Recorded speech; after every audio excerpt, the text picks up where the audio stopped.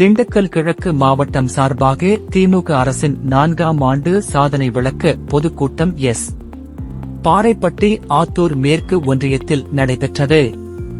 தமிழக அரசு பொறுப்பேற்று 4ஆம் ஆண்டு கடந்த நிலையில் தமிழகத்தில் அனைத்து பகுதிகளில் உள்ள ஊராட்சிகளிலும் மாண்புமிகு தமிழக முதல்வர் ஆலோசனைக்கிணங்க திமுக அரசின் 4ஆம் ஆண்டு சாதனை விளக்க பொதுக்கூட்டம் நடைபெற்றுக் கொண்டிருக்கிறது. அதன் ஒரு பகுதியாக திண்டுக்கல் மாவட்டம் ஆத்தூர் வட்டம் பாறைப்பட்டி ஊராட்சி கலைஞர் திடலில் தமிழக அரசின் 4ஆம் ஆண்டு சாதனை விளக்க பொதுக்கூட்டம் திண்டுக்கல் கிழக்கு மாவட்ட செயலாளரும் பழனி சட்டமன்ற உறுப்பினருமான திரு பே. செந்தில்குமார் தலைமையில் நடைபெற்றது.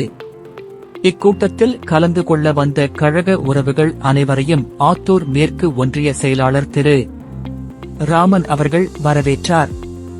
அதனைத் தொடர்ந்து திமுக தலைமை கழக பேச்சாளர் திரு குளித்தலை சலாவுதீன் அவர்கள் சிறப்புரை நிகழ்த்தினார்.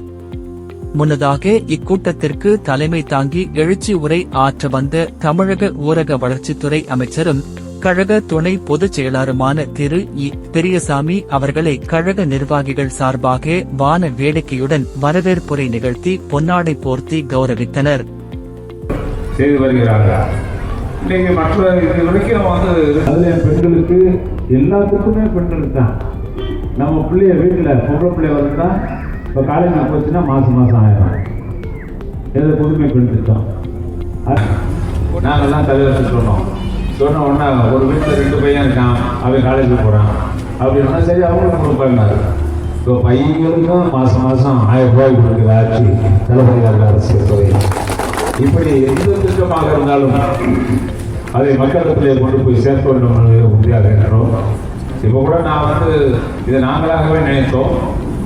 நமக்கு இருக்கக்கூடிய மல்லையாவரத்தில் இருக்கக்கூடிய அந்த வாய்க்காலை சிமெண்ட் வாய்க்காலை மாற்றி மல்லையாவரத்தில் குளத்தை நல்லா ஆழப்படுத்தி விவசாயிகள் யார் யார் நம்ம பாறைப்பட்டி ஏரியாவில் இருக்க